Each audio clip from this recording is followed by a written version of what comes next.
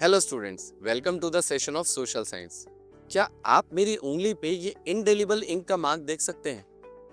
अब ये निशानी है कि मैंने लोकसभा इलेक्शन 2024 में पार्टिसिपेट किया, यानी वोट डाला है।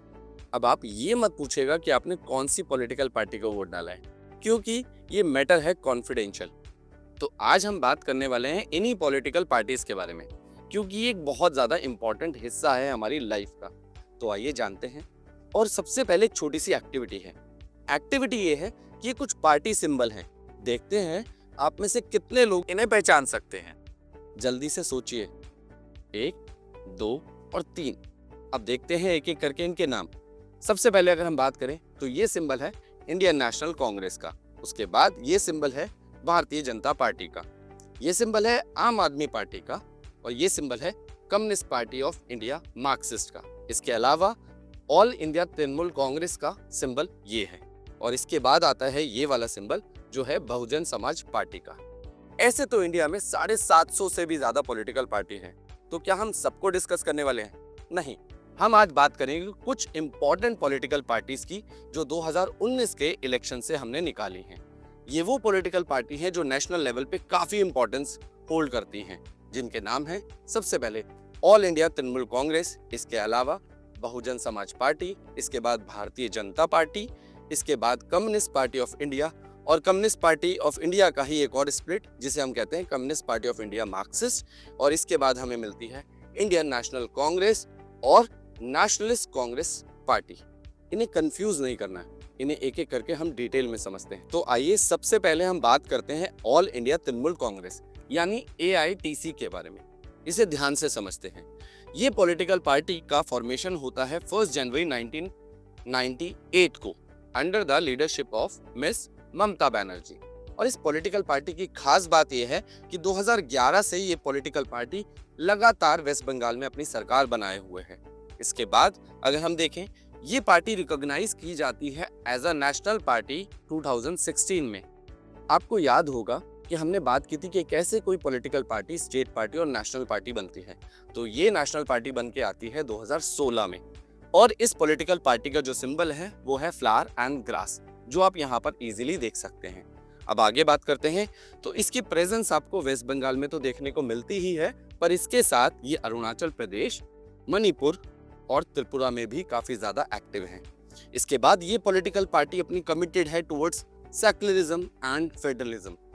इसके बाद 2019 के डेटा की बात करें तो इस पॉलिटिकल पार्टी को 4.07 वोट % मिलता है और साथ ही साथ 22 सीट से जीत जाती है। और उसके बाद ये political party 4th largest political party बनती है इन लोकसभा।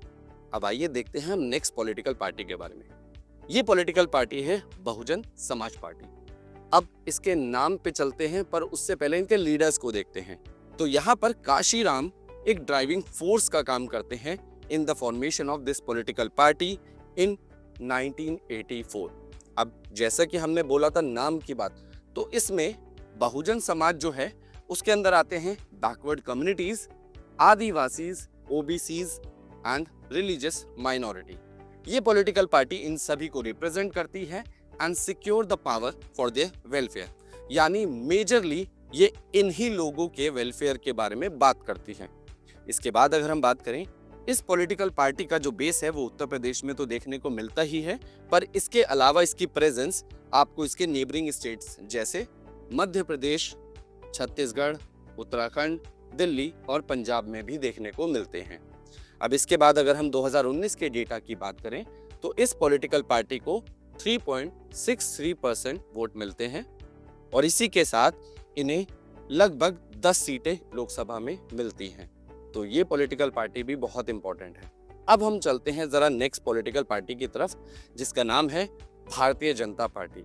ये पार्टी की कहानी और भी ज्यादा इंटरेस्टिंग है, क्योंकि ये पॉलिटिकल पार्टी 1951 में बना दी गई थी बाय श्यामा प्रसाद मुखर्जी, जिन्होंने इसे भारतीय जनसंघ कहा था। इसके बाद ये पॉलिटिकल पार्टी दोबारा से रिवाइव होती है इन 1980 under the name of Bharatiya Janata party. तो आपको समझ में आएगा कि इनिशियली इसका नाम भारतीय जनता पार्टी नहीं था। अब हम बात करते हैं आगे। इस पॉलिटिकल पार्टी का जो सपोर्ट है वो मेजरली अगर हम शुरुआती तौर पे देखें तो आपको नॉर्थ, वेस्ट और अर्बन एरियाज में देखने को मिलता था, बट ये बहुत तेजी से आज की डेट में फैली है और इसका एक्सटेंशन बढ़कर साउथ, ईस्ट, नॉर्थ और रूरल एरियाज में भी देखने को मिलता है, जो कि आज आप देख सकते हैं बहुत सारे मैप हैं। इसके बाद अब ये political party came into the power in 1998 as the largest, या हम कह सकते हैं leader of the national democratic alliance. NDA alliance के लीडर के तौर पे ये पार्टी सामने आती है और आज की डेट में इसके अंदर बहुत सारी सेवरल रीजनल पॉलिटिकल पार्टीज भी इंक्लूडेड हैं। इसके बाद अगर हम 2019 की डेटा की बात करें तो 303 सीटें मिलती हैं और ये लार्जेस्ट पॉलिटिकल पार्टी जो सरकार बनाती है सामने आती है 2019 के इलेक्शन में। इसके बाद अगर हम बात करें तो करंटली लीड कर रही है एनडीए गवर्नमेंट अभी सेंटर पे, और इसके अलावा बहुत सारे स्टेट में भी इसी पॉलिटिकल पार्टी की सरकार है। अब हम आगे चलते हैं और देखते हैं अगली पॉलिटिकल पार्टी जिसका नाम है कम्युनिस्ट पार्टी ऑफ इंडिया। हालांकि ये पॉलिटिकल पार्टी अगर हम देखें तो बहुत पुरानी है, जो कि यहाँ 1925 से ही काम कर रही है। ये पॉलिटिकल पार्टी फॉर्म होती है 1925 में in beliefs of Marxism, Leninism, secularism and democracy. तो ये थोड़ी लेफ्टिस्ट सोच वाली पार्टी है। इसके बाद में हम बात करें तो ये बिलीव करती है पार्लियामेंट्री डेमोक्रेसी में, because it believes that they will help the interest of farmers, working class and the poor. इसके बाद हम देखते हैं ये वीक हो जाती है पार्टी। क्यों? क्योंकि इस पॉलिटिकल पार्टी में एक स्प्लिट देखने को मिलता है ड्यूरिंग 1964, जहां पर इसी पॉलिटिकल पार्टी का एक हिस्सा टूट जाता है जिसे कहते हैं सीपीआईएम, जिसके बारे में हम अभी आगे बात करेंगे। अब हम देखते हैं इसकी प्रेजेंस के बारे में। इस पॉलिटिकल पार्टी की प्रेजेंस आपको केरला, वेस्ट बंगाल, पंजाब और आंध्र प्रदेश और तमिलनाडु में भी देखने को मिलेगी। इसके अलावा इसका सपोर्ट ग्रेजुअली धीरे धीरे गिरता गया है, बट अगर हम 2019 के डेटा की बात करें तो लेस देन 1% वोट शेयर मिलता है और 2 सीटें ये जीतती है। पर अभी भी लेफ्ट फ्रंट को खड़ा करने में सबसे इंपॉर्टेंट भूमिका ये पॉलिटिकल पार्टी निभाती है। अब हम चलते हैं आगे, जिसमें हम बात करेंगे communist party of India, Marxist के बारे में, जिसके बारे में अभी हम सोच रहे थे। तो ये पॉलिटिकल पार्टी बनकर सामने आती है 1964, जो कि हमने देखा स्प्लिट होती है from communist party of India से। ये एक्सेप्ट करती है democratic election as a useful and helpful means for securing the objective of socio economic justice in India. ये सोशो इकोनॉमिक जो डिसबैलेंस है उसको कहीं ना कहीं ठीक करना चाहती है और उसी के लिए ये पार्लियामेंट्री या डेमोक्रेटिक इलेक्शन को बहुत ज़्यादा इंपॉर्टेंट मानती है। इसके बाद अगर हम इसके सपोर्ट की बात करें तो वेस्ट बंगाल में ये लगातार काफ़ी सालों तक पावर में रहती है। केरला, त्रिपुरा और specially poor, factory workers, farmers, agriculture labourer और इंटेलिजेंसिया के बीच में ये काफ़ी ज़्यादा फेमस पॉलिटिकल पार्टी के तौर पर नज़र भी आती है। अब अगर हम बात करें तो it is very critical of the new economic policies that allow free flow of foreign Capitals and goods in the country. अब 2019 के डेटा की तरफ चलें, पर उससे पहले एक मज़ेदार बात जो मैं आपको बता रहा था वो ये कि ये लगातार वेस्ट बंगाल में 34 सालों तक बिना किसी ब्रेक के अपनी सरकार बनाती है और 2019 में इसे 1.75% वोट शेयर मिलता है और इसी के साथ इन्हें 3 सीटें भी देखने को मिलती हैं। अब हम आगे चलते हैं और जानते हैं नेशनलिस्ट कांग्रेस पार्टी के बारे में, एनसीपी। प्लीज इसे कंफ्यूज मत कीजिएगा इंडियन नेशनल कांग्रेस से, पर ये उसी का एक पार्ट के तौर पे आप कह सकते हैं। कैसे, समझाता हूँ। सबसे पहले ये कांग्रेस पार्टी से स्प्लिट होकर बनी है और ये बनी है 1999 में।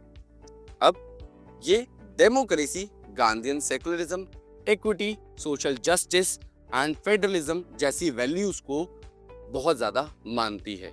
इसके अलावा it's a major political party in Maharashtra और इसका सिग्निफिकेंस प्रेजेंस आपको देखने को मिलेगा मेघालय, मणिपुर और असम में।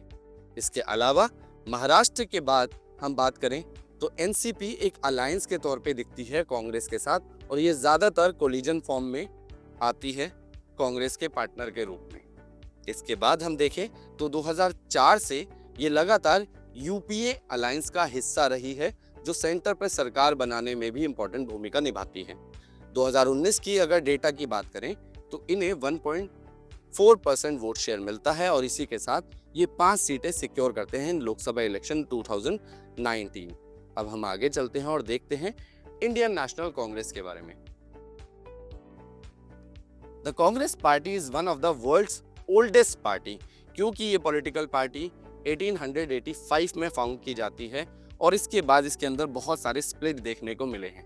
जैसे कि अभी आपने देखा था AITC या NCP, ये सभी कांग्रेस के स्प्लिट हैं।